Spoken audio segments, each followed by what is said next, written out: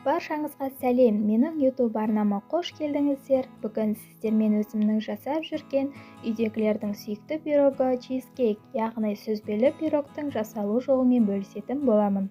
Видеомды соңына дейін қарап, қолдап, арнама тіркелмеген болсаңыз тіркеліп қоюды ұмытпаңыз.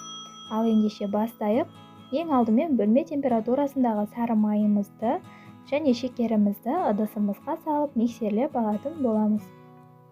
Рецептінің толық ингредиенттер нұсқасын төменгі описание бөлімінде қалдырамын. Сол жерден көріп жасай берсеңіздер болады.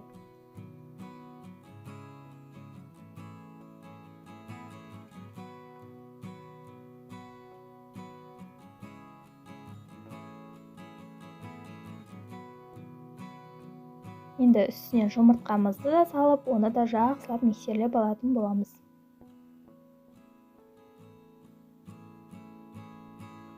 Барлығын жақсылап араластырып алғаннан соң, үстінен алдын ала електен өткізілген ұнымыз бен содамызды да салып миксерлеп алатын боламыз. Содан соңынан қолдың көмегімен жұмсақ, қолға жабыспайтындай қамыр илейтін боламыз.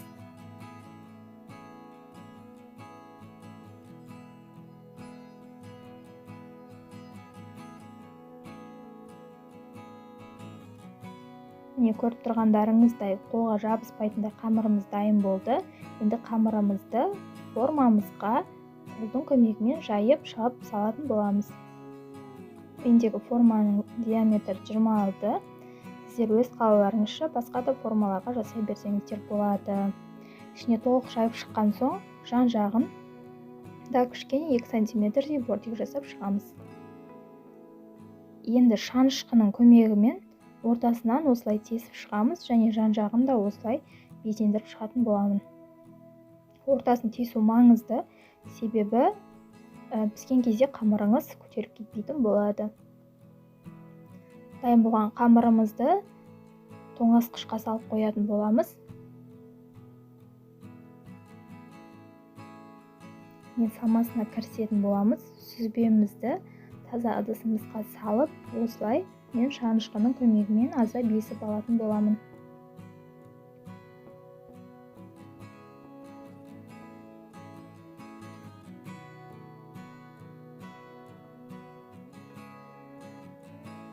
Содан соң үстінен жұмыртқамызды, қаймағымызды салып, жақсылап миксерлеп шығамын. Егер сізде блендер болса, блендердің көмегімен жасасаңыздар да болады. Сол кезде сіздердің сүзбелеріңіз толық дайын, әдемі біркелкі масса шығатын болады.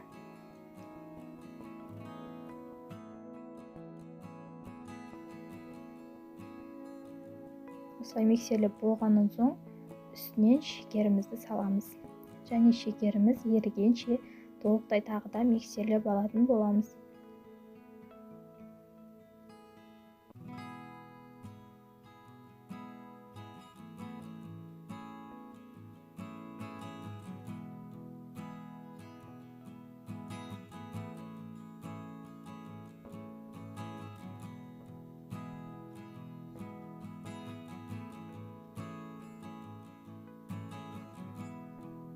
Міне менің массам дайын болды.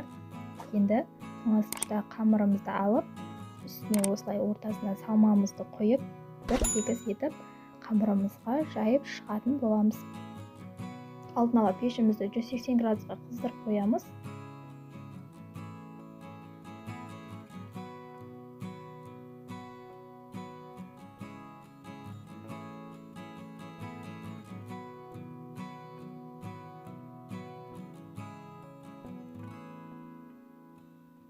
Енді пирогымызды 30-35 минутта пісіріп алатын боламыз. Мінекей пирогымыз пісіп шықты. Енді суды тоңазытқышқа кемі 1-2 сағатқа қойып, содан соң өз қалауыңызша кесіп дастарханға ұсынсаңыз болады. Ас болсын. Сіздермен болған Ариана. Достар, видеом ұнаған болса, комментарий жазып, лайк басып, арнама жаңадан қосылған болсаңыз тіркеліп, алдағы жаңа рецепттерімді алғашқылардың бірі болып көру үшін жанында тұрған қоңыраушаны баса кетуді ұмытпаңыз.